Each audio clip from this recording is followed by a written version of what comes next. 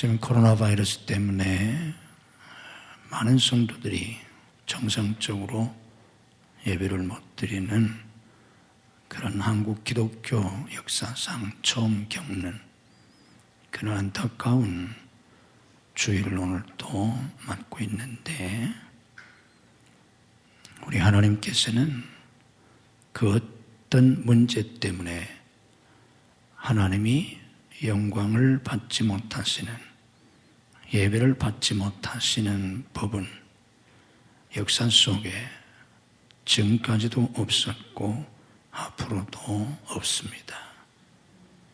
하나님은 어떤 시대, 어떤 환경 속에서도 하나님의 택한 백성들을 통해서 예배를 받으십니다. 미래에 어떤 일이 있어도, 하늘이 무너지고 땅이 꺼지는 일이 있어도, 이 지구가 마지막 종말을 맞기까지 하나님은 택한 백성들을 통해서 영광을 받으실 것입니다. 그리고 저 천국에서 우리 하나님은 영원히 구원받은 성도들을 통해서 영광을 받으실 것입니다. 아멘. 우리가 찬양 드리는 시간, 저도 함께 찬양을 드릴 때 하나님이 제게 그렇게 말씀해 주셨습니다. 그러므로 우리도 어떤 환경 속에서도 우리가 죽는 날까지 예배를 중단하지 아니하고, 어떤 곳에서 예배를 드리든 우리가 평생에 예배를 잘 드릴 수 있는 그런 성도들이 되셔야 합니다. 오늘 또 여러분들이 하나님 앞에 나와 드리는 여러분들의 예배를 우리 주님께서 그 어느 때보다도 기쁘게 받으실 줄 믿습니다. 또 형편상 가정에서 예배를 드리는 그곳에도 주님이 임재하셔서 예배를 받으실 줄 믿습니다. 두세 사람이 모인 곳에도 주님이 함께 하시겠다고 하셨은즉 가족들이 잘 모여서 온라인으로 또 예배를 정성으로 잘 드리시기 바랍니다.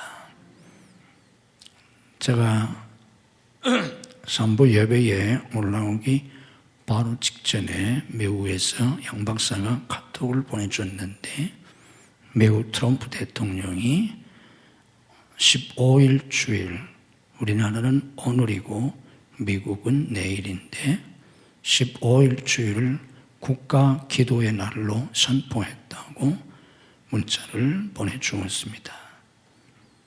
이 코로나 사태 때문에 미국 교회가, 미국 백성들이 오는 주일, 내일 주일, 15일 주일 다 교회에 나와서 국가와 민족을 위해서, 또 전 세계에 이 코로나로 말미암아 고통받는 사람들을 위해서 기도하자고 국가 기도의 날을 선포했다고 합니다.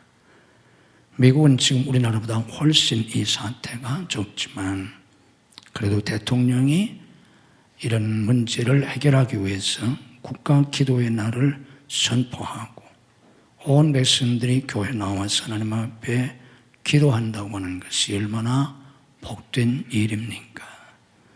우리나라도 그렇게 되는 날이 속히 올 수 있기를 정말 소망합니다. 문제가 있으면 염려하고 두려워하고 비판하고 비난하고 또 피하기에 급급한 그런 게 아니라, 온 성도들이, 온 백성들이 하나님 앞에 나와 하나님을 의지하고 하나님이 이 재난을 속히 물러가게 해달라고, 하나님이 우리나라를 축복해 달라고, 우리 백성들을 축복해 달라고, 고난당하는 자들을 축복해 달라고 대통령서부터 모든 백성들이 기도할 수 있는 그런 나라가 된다면 얼마나 복되겠습니까? 오늘 여러분들도 특별히 하나님 앞에 그런 마음을 가지고 예배드리고 또 하나님 앞에 기도하시기를 바랍니다. 오늘 여러분들에게 하나님의 사랑을 믿고 살라, 말씀을 증거해 드리려고 합니다. 한번 따라서 하십시다. 하나님의 사랑을 믿고 살라. 다시 한번 하십시다. 하나님의 사랑을 믿고 살라. 아멘. 뭘 믿고 살라고요? 하나님의 사랑을 믿고 살라. 세상에 믿을 게 없지 않습니까? 세상에 믿을 사람 있겠습니까? 세상에 믿을 사람 하나도 없습니다. 세상에 믿을 것이 있겠습니까? 세상에 믿을 것 하나도 없습니다. 만약에 세상에 믿을 게 있으면 왜 하나님을 믿겠습니까? 그 사람 믿고 살면 되지. 그거 믿고 살면 되지. 왜 하나님을 믿습니까? 하나님을 믿는다는 그 자체가 세상에는 하나님 외에는 믿을 것이 없기 때문에 하나님을 믿는 것입니다. 아멘. 왜 아멘을 안 하세요? 그냥 믿는 거예요, 하나님을? 아닙니다. 세상에 믿을 게 있으면 교회 나올 필요 없어요. 세상에 믿을 사람이 있으면 예수님 안 믿어도 돼요. 그냥 그 사람 믿고 사세요. 그런데 우리가 왜 하나님을 믿느냐? 왜 예수님을 믿느냐? 하나님 외에는 믿을 것이 없기 때문입니다. 그래서 하나님을 믿습니다. 그래서 우리는 목숨 걸고 하나님을 믿는 겁니다. 하나님 외에는 믿을 것이 없기 때문에. 믿음으로 한번 고백합시다. 나는 하나님을 믿는다. 아멘. 그런데 우리가 하나님을 믿고 살 때 가장 중요한 게 뭐냐고 하면 하나님의 사랑을 깨닫고 그 하나님의 사랑을 믿고 사는 겁니다. 이게 우리 기독교 신앙에서 가장 중요합니다. 하나님의 사랑을 깨닫고 그 하나님의 사랑을 믿고 사는 거예요. 내가 하나님을 믿습니다. 나는 하나님을 믿고 삽니다. 그럴 때에 내가 하나님을 믿는다는 그 믿음의 핵심이 뭐냐고 하면 하나님의 사랑을 믿는 것입니다. 다시 한번 말씀을 드리면 내가 하나님을 믿습니다. 나는 하나님을 믿고 삽니다. 그럴 때 하나님을 믿는다는 그 믿음의 내용의 핵심이 뭔가 하면 하나님의 사랑입니다. 나는 하나님의 사랑을 믿고 산다. 우리 함께 두 번만 믿음으로 고백합시다. 나는 하나님의 사랑을 믿고 산다. 나는 하나님의 사랑을 믿고 산다. 아멘. 그게 바로 기독교입니다. 자, 내가 하나님의 사랑을 믿고 살려면 먼저 하나님의 사랑을 깨달아야 합니다. 이게 문제입니다. 내가 하나님의 사랑 붙잡고 사는 건데 세상이 어떻게 돌아가든지 내 인생에서 무슨 일이 닥쳐오든지 하나님의 사랑 붙잡고 내가 사는 건데 그러려면 하나님의 사랑을 내가 깊이 깨달아야 하지 않습니까?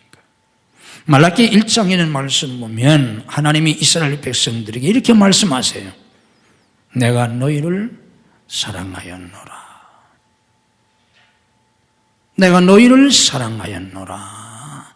이렇게 말씀하시는데 이스라엘 백성들은 거기에 응답하기를 주께서 어떻게 우리를 사랑하였나이까 하는도다. 하나님은 이스라엘을 향해서 내가 너희를 사랑하였노라. 여기 사랑했다 하는 말은 원문에서 아브라는 말인데 이게 시제가 완료 시제로 되어 있습니다. 영어로 말하면 I have loved you. 내가 너희를 사랑했다. 현재 완료. 전에서부터 지금까지 사랑했다. 그런 계속적인 의미를 가지고 있습니다. 전에도 너희를 사랑했고 나는 너희를 한 번도 사랑하지 않은 적이 없고 지금까지 너희를 사랑했다. 그런 뜻입니다. 하나님은 과거에도 우리를 사랑하셨고 한 번도 우리를 사랑하시지 않으신 적이 없이 계속해서 우리를 사랑하셨고 하고 계신데, 그리고 미래에도 영원히 우리를 사랑하실 건데, 내가 너희를 그렇게 사랑했다 하나님이 하시는데 이스라엘은 반문하기를 주께서 어떻게 우리를 사랑하셨나이까. 다른 말로 번역을 하면 주께서 우리를 사랑한 것이 무엇입니까? 다른 말로 번역을 하면 주께서 우리를 사랑하신다는 증거가 어디 있습니까? 성경에 따라서 이렇게 번역을 했습니다. 주께서 우리를 사랑하신다는 증거가 어디에 있습니까? 모르겠다는 거예요. 나는 하나님의 사랑을 알 수가 없습니다. 느낄 수가 없습니다. 그게 말라기 시대 때의 이스라엘의 문제였습니다. 하나님의 사랑을 깨닫지 못하니까 어떻게 신앙생활을 잘하겠습니까?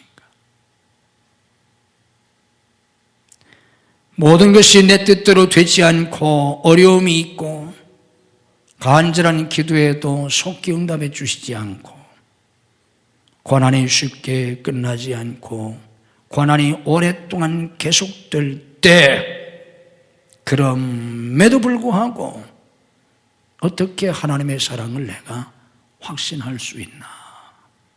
그게 신앙의 가장 큰 문제입니다.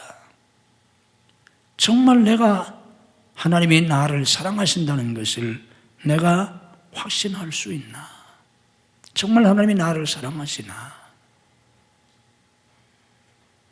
어려움 속에 있을 때, 고난 속에 있을 때, 또 하나님 앞에 간절히 정말 애타는 마음으로, 우리 한국말의 전통적인 그런 표현을 쓴다면 애간장이 끓는 그런 마음을 가지고 기도를 해도 때로는 하나님이 속히 응답해 주시지 않는, 때로는 생사의 그런 위기 속에서 자칫하면 죽을 것 같고 죽을지도 모르는 그런 위기 속에 들어가 있을 때 내가 하나님의 사랑을 확신할 수 있나? 그게 문제입니다. 내가 너희를 사랑하였노라 하는 하나님의 말씀에 주께서 어떻게 우리를 사랑하셨나이까? 주께서 우리를 사랑하신다는 증거가 어디에 있습니까? 이렇게 이스라엘이 반문을 했는데 우리가 하나님의 사랑을 어떻게 확신해야 하나? 오늘 본 말씀은 이 문제에 대해서 가장 중요한 그리고 정확한 대답을 주고 있습니다. 하나님의 사랑이 우리에게 이렇게 나타난 바 되었으니, 오늘 본 말씀 9절입니다. 하나님의 사랑이 우리에게 이렇게 나타난 바 되었으니, 이렇게 나타난 바 되었으니 하는 이 말을 문자적으로 번역을 하면 이렇게 보여주셨으니, 그런 뜻입니다. 하나님의 사랑을 이렇게 보여주셨습니다. 하나님이 우리를 사랑하시는 증거가 무엇입니까? 보여주세요. 하나님이 내게 무슨 복을 주셨습니까? 하나님이 내게 해주신 게 뭐가 있습니까? 그러면서 하나님이 나를 사랑하신다고 어떻게 말씀하실 수 있습니까? 그때 하나님이 이렇게 보여주셨다는 거예요. 그게 뭡니까? 하나님의 사랑이 우리에게 이렇게 나타난 바 되었으니 하나님이 자기의 독생자를 세상에 보내심, 그로 말미암아 우리를 살리려 하심이라. 하나님이 자기의 독생자를 보내신, 여기에 하나님의 사랑이 잘 나타나 있다는 것입니다. 10절에서는 이렇게 말씀하잖아요. 사랑은 여기 있으니, 여기 사랑은 여기 있으니 하는 말을 다른 말로 번역을 하면 이것이 하나님의 사랑이다, 그 말이에요. 사랑은 여기 있으니 이것이 하나님의 사랑이니, 우리가 하나님을 사랑한 것이 아니요 하나님이 우리를 사랑하사 우리 죄를 속하기 위하여 화목 제물로 그 아들을 보내셨습니다. 이것이 하나님의 사랑이다, 그 말입니다. 우리를 사랑하셔서 우리 죄를 속하기 위하여 화목 제물로 그 아들을 보내신 것, 이것이 하나님의 사랑이다. 아멘. 여기에서 하나님의 사랑을 깨달으셔야 합니다. 이게 아주 중요합니다. 하나님의 사랑을 요한복음 3장 16절 말씀처럼 하나님이 세상을 이처럼 사랑하사 독생자를 주셨으니, 독생자를 주신 여기에서 하나님의 사랑을 찾아야지. 하나님이 제게 무엇을 주셨어요? 집을 주셨어요? 뭐를 주셨어요? 나는 집도 없고 뭣도 없고 뭣도 없고 뭣도 없고. 하나님이 제게 주신 게 뭐가 있어요? 하나님이 나를 사랑하시다는 증거가 어디 있습니까? 우리가 이렇게 하나님의 사랑을 찾으려고 하면 하나님의 사랑을 알 수가 없어요. 나를 위해서 내 죄를 대신 짊어지고 십자가에서 죄값을 치우시고 죽어주신 그 십자가의 대속의 은혜 속에서 하나님의 사랑을 찾아야 합니다. 하나님의 사랑을 깊이 느끼는 사람들, 그 사람들은 다른 사람보다 더 많이 가진 사람들이라고 생각하십니까? 아니에요. 다른 사람보다 더 많이 가졌기 때문에, 다른 사람보다 더 많은 물질의 복을 받았고, 더 유명한 사람이 되고 명예를 얻고 더 힘 있는 자가 되고, 남보다 더 좋은 직장을 얻게 됐고, 다른 사람보다 더 사업이 잘 되고, 다른 사람보다 더 편안하고, 다른 사람보다 더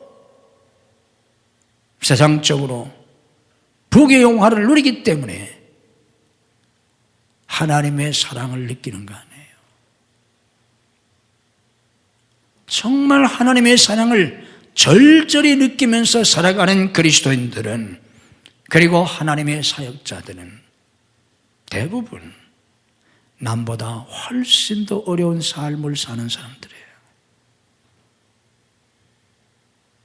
정말 다른 사람보다 주님을 위해서 훨씬 더 고생하면서, 정말 이름도 없이 빛도 없이 그렇게 살아가는 사람들이에요. 그들 속에 정말 뜨거운 하나님의 사랑을 느끼고 그들이 그런 삶을 살 수 있었던 것은 십자가에서 하나님의 사랑을 깨달았기 때문입니다.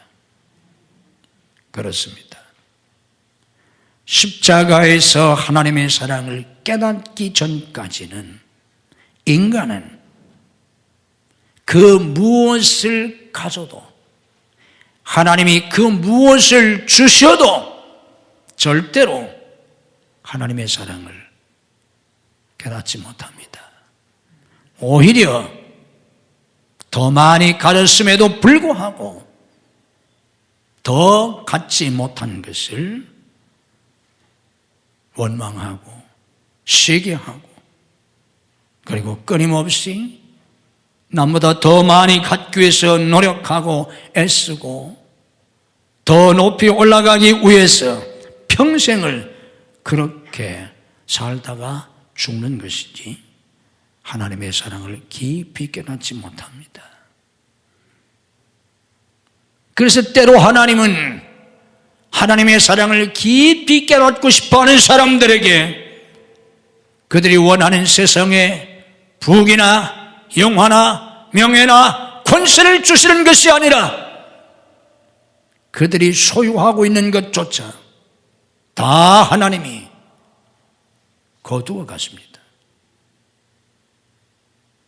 오히려 아무것도 없는 속에서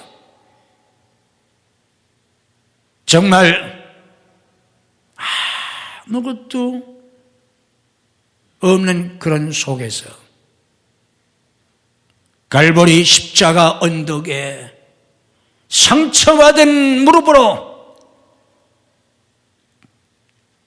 아픈 다리를 이끌고 제대로 걷지도 못하는 채 질질 끌고 넘어지고 쓰러지면서 저 갈보리 언덕을 오르게 하십니다. 그렇게 갈보리 언덕을 올라 그 십자가 밑에서 십자가에서 못 박혀 죽으신 예수 그리스도의 그 머리에서 그 손과 발에서 흘러내리는 피를 보고 그 피가 자기 몸에 떨어져서 내 더럽고 추한 죄를 써주시고 내게 생명의 부활로 새로 거듭나는 그런 경험을 하게 될 때 거기서 하나님의 사랑을 깊이 만나게 됩니다. 느끼게 됩니다. 신앙은 그런 것입니다. 하나님의 사랑을 얄팍한 책 종이 속에서 느낄 수 있을 줄 압니까? 아파트 한 채 마련하고 하나님의 사랑을 느낄 줄 압니까? 액세서리 보석 하나 받아가지고 하나님의 사랑을 느낄 줄 압니까? 하나님의 사랑이 그렇게 천한 것인 줄 아십니까?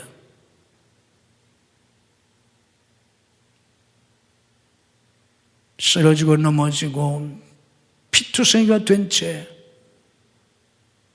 맨몸으로 질질 끌고 기억하면서 갈보리 언덕에 올라 거기서 지금도 선명하게 뜨거운 붉은 피를 흘리시는 그리스도의 피에 접촉된 사람만이 하나님의 사랑을 알게 되고 그래서 그들은 그 하나님의 사랑 하나 붙잡고 살고 그 하나님의 사랑에 감격해서 자기들의 생명을 하나님 앞에 거는 것입니다. 바치는 것입니다. 기독교가 다른 종교처럼 그렇게 쉽게 믿고 쉽게 버리고 그럴 수 있는 그런 종교인 줄 압니까? 기독교가 그렇게 천박한 종교인 줄 압니까? 물론 오늘 많은 교인들은 그렇게 교회 다닙니다. 하나님이 그들을 하나님의 자녀라고 인정해 주실 것 같습니까? 마지막 지옥에서 정말 천국으로 구원받을 것 같습니까? 기독교는 십자가에서 피 묻은 그리스도를 만나고 그 피의 죄 씻음을 받고 자기의 생명을 또한 하나님께 바친 사람들입니다. 피를 받고 피를 드리는 종교입니다. 생명을 얻고 생명을 바치는 종교가 기독교입니다. 기독교가 철학인 줄 압니까? 사상인 줄 압니까? 문화인 줄 압니까? 갈보리 십자가에서 하늘 영광을 버리고 이 땅에 오셔서 뜨거운 피를 흘려주신 그 십자가에 그리스도의 피에 접촉되고 그 사랑에 깊이 감격해서 우리의 생명을 또한 내 피를 그리스도에게 바칠 수 있는 그런 피의 종교가 기독교입니다. 그래서 오늘 새벽에도 보았지만 레위기서를 보세요. 레위기서의 제사 의식 속에는 피로 물들어 있습니다. 하나님의 성막, 하나님의 성전은 피냄새가 진동합니다. 매일같이 짐승을 잡아 제단 주에 피를 뿌리고 그 짐승을 제물로 드렸던 피냄새가 진동하는 곳이 바로 구약시대 때의 성전이었습니다. 신약시대 때는 그리스도의 피로 충만한 곳이 교회입니다. 예배당 꼭대기에 그리고 예배당 정면에 세우는 저 메마른 막대기가 아닙니다. 십자가는 깨끗하고 메마른 막대기가 아니라 저기에는 그리스도가 달려 계신, 그래서 뜨거운 피를 흘리고 죽으시고 그 피가 계속해서 흐르고 있는 그게 바로 주님의 십자가입니다. 로마서 5장 8절의 말씀처럼 우리가 아직 죄인 되었을 때에 그리스도께서 우리를 위하여 죽어주심으로 하나님께서 우리에게 대한 자기의 사랑을 확증하셨다고 하셨습니다. 우리가 아직 죄인 되었을 때에 그리스도께서 우리를 위하여 죽으심으로 하나님께서 우리를 사랑하신다고 하는 그 하나님의 사랑을 확증하셨다, 확실하게 보여주셨다, 그 말씀입니다. 이것보다 더 확실한 게 어디 있겠습니까? 이것보다 더 큰 증거가 어디 있겠습니까? 주께서 우리를 사랑하신다는 증거가 어디에 있습니까? 이게 말라기 1장 2절입니다.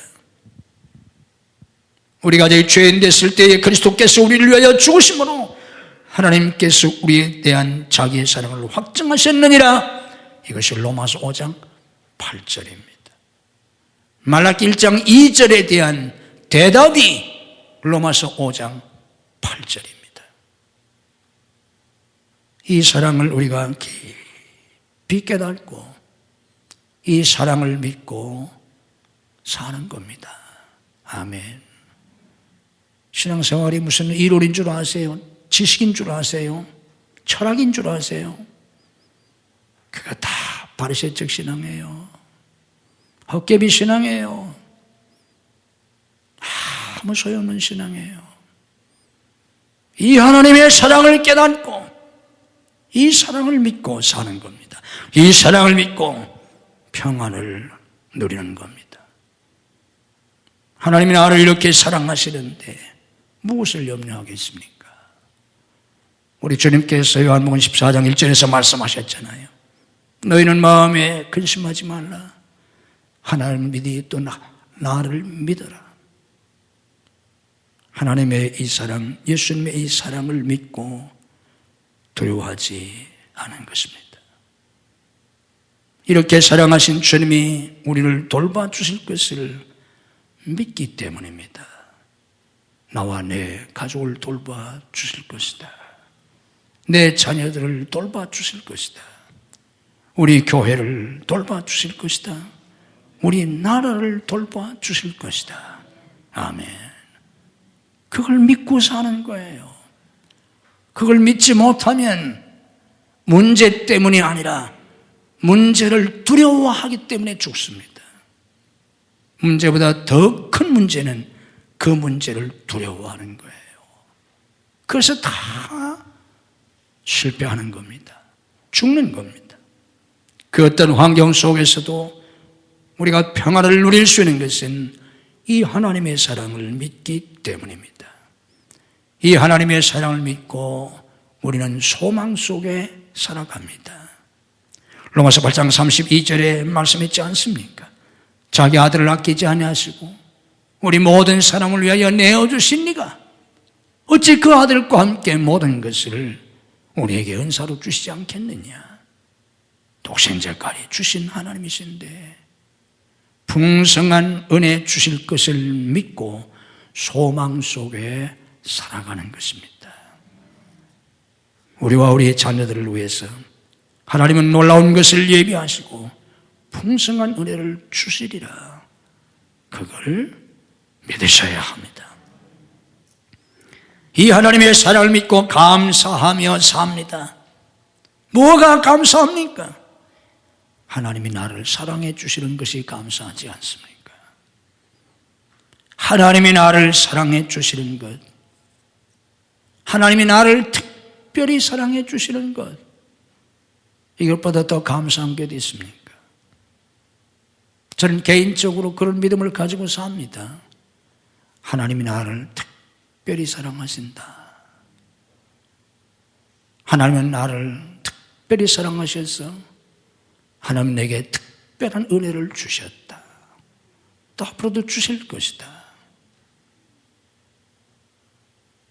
제가 은퇴 예배 때 드리겠지만 제가 마지막 은퇴 시간에 무슨 말을 하겠습니까?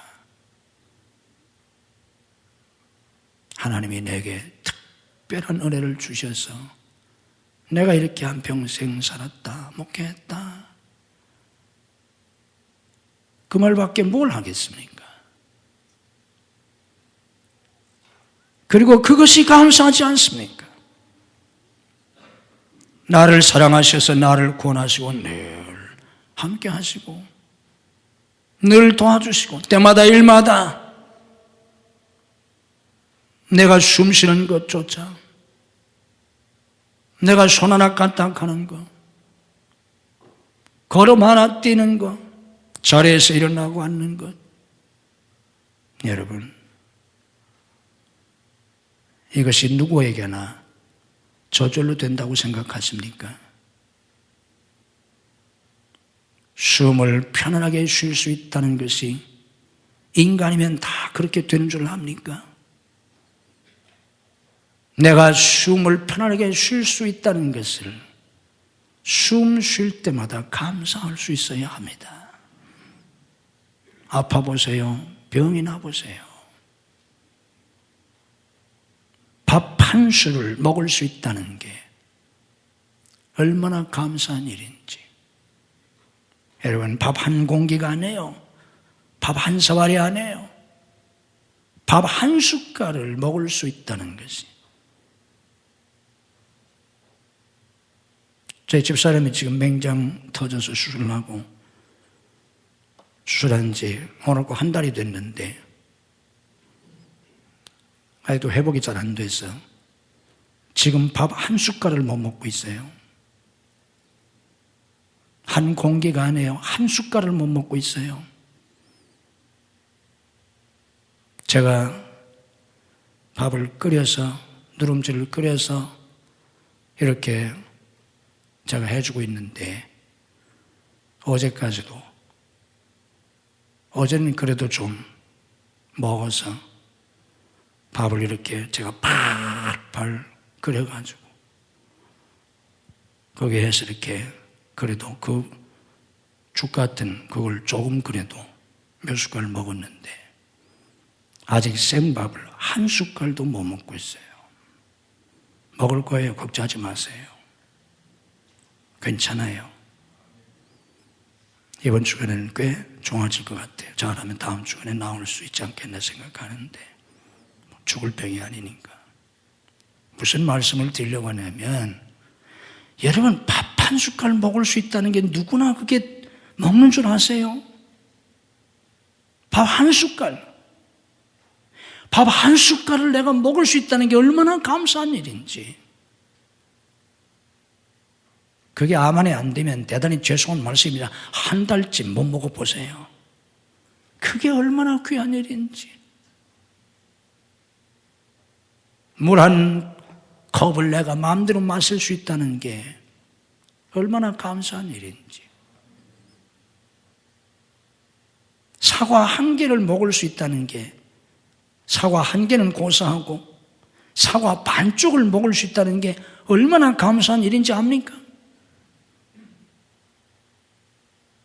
집사님 지금 상태가 굉장히 좋아져서 지금 사과 한쪽, 4분의 1쪽을 먹었어요, 어제. 여러분, 사과 4분의 1쪽을 먹을 수 있다는 게 얼마나 감사한지 압니까? 눈물 날 정도로 감사한 일이에요. 이게 인생이라는 걸 알아야 돼요. 내 발로 한 걸음을 걸어 뛸 수 있다는 거. 여러분, 내가 한 걸음을 어림없이 뛸 수 있다는 게 얼마나 감사한지 압니까? 내가 자리에서 일어날 수 있다는 것이.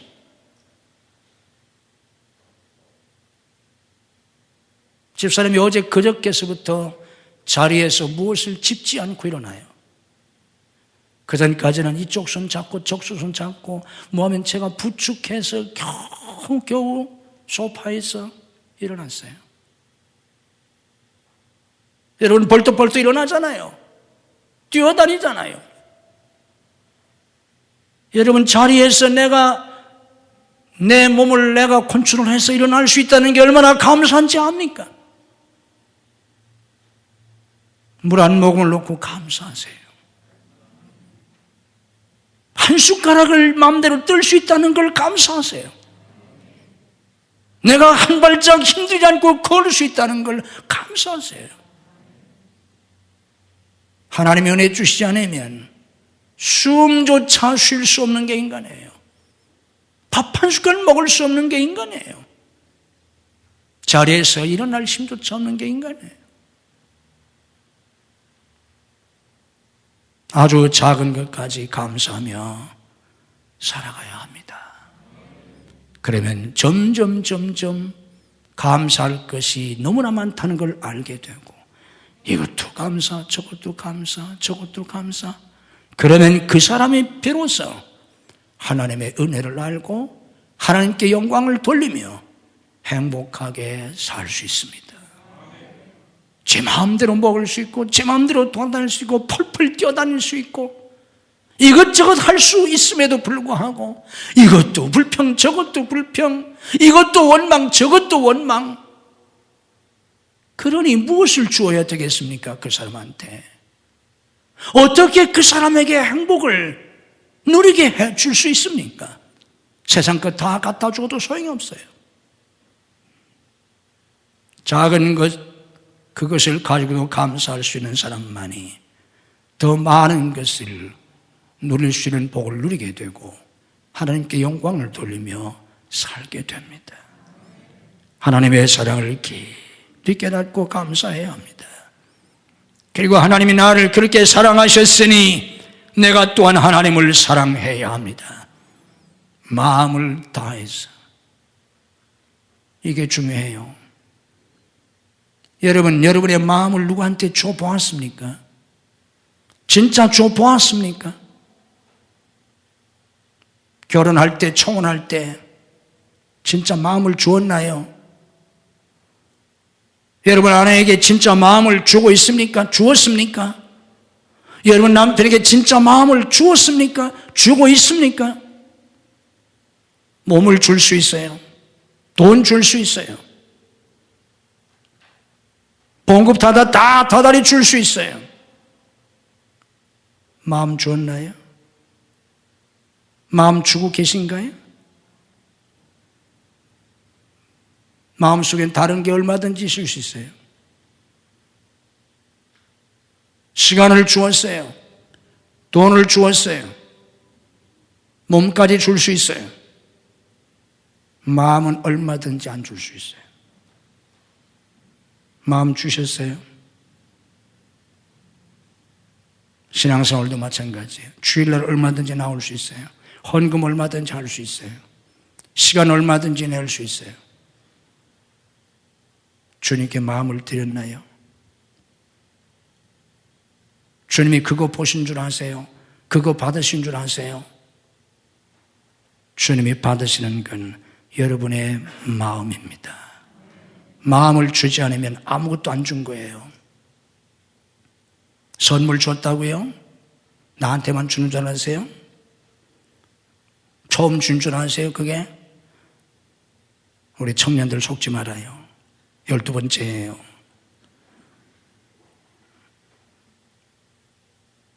마음을 받지 못하면 아무것도 못 받은 거예요. 마음을 주지 않았으면 아무것도 안 준 거예요. 아직. 주님께 마음을 드리셔야 합니다. 하나님께 마음을 드리셔야 합니다.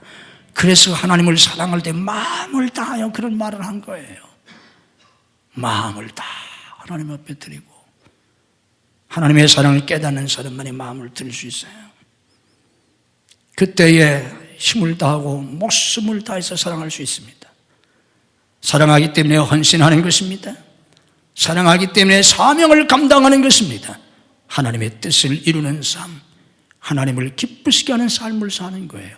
그리고 가장 중요한 것은 나를 그렇게 사랑하시는 그 하나님을 나도 그렇게 사랑하며 날마다 하나님과 깊은 사랑의 교제 속에 사는 것입니다. 신앙생활은 바로 그것입니다. 날마다 하나님과 우리 주님과 보혜사이신 성령님과 삼위일체 하나님과 깊은 사랑의 교제 속에서 사는 것, 그게 신앙생활입니다. 그 안에 평안이 있습니다. 소망이 있습니다. 기쁨이 있습니다. 행복이 있습니다. 바로 거기에서 천국이 이루어지는 것입니다. 이 하나님의 사랑을 오늘 또 깊이 깨닫고 이 하나님의 사랑을 믿고 그렇게 살아갈 수 있는 복된 성도들이 되시기를 주님의 이름으로 축복합니다. 인간의 생사화복을 주관하시는 하나님, 오늘 저희들이 하나님 앞에 나와 예배드리며 하나님의 사랑을 더욱 깊이 깨닫기를 원합니다. 갈보리 언덕 십자가에서 피 흘려 죽기까지 사랑하신 그 사랑을 깊이 깨닫게 하옵소서. 그 사랑에 감사하고 감격하여 내가 내 마음을 주님께 드리고 마음을 다하여 하나님을 사랑할 수 있게 하시옵소서. 형식적이고 의식적인 교회 생활이 아니라 내 마음을 주님께 드리고 주님을 사랑하며 날마다 주님과 사랑의 교제를 나누며 하나님의 사랑 안에서 평안을 누리고 소망을 가지며 기뻐하며 행복하며 주께 봉사하고 헌신하며 살아가는 진정한 그리스도인들이 되게 하시옵소서. 성령께서 깨닫게 하시고 우리를 변화시키시고 우리에게 믿음을 주시기를 원합니다. 온 나라가, 온 세계가 코로나 바이러스로 두려워하고 있습니다. 고통을 당하고 있습니다. 오 하나님, 많은 교회들의 예배를 정상으로 드리지 못하고 있습니다. 오 하나님, 언제까지 한국 교회가 이렇게 자유스럽게 예배를 드릴 수 없어야 되겠나이까? 오 하나님, 우리의 죄악을 용서하시고 우리를 긍휼히 여기시고 은혜를 주셔서 한국의 6만 교회가 1천만 성도들이 모두 다 편안한 마음으로 하나님 앞에 나와 속히 예배 드릴 수 있도록 축복해 주시옵소서. 우리의 죄악이 우리에게 고난을 가져오고 재난을 가져오고 우리를 불행하게 만드나이다. 온 교회가 회개하게 하시며 온 나라가 회개하게 하시고 겸비하게 하나님 앞에 무릎을 꿇고 하나님 앞에 두 손을 들고 하나님의 은혜를 구하게 하옵소서.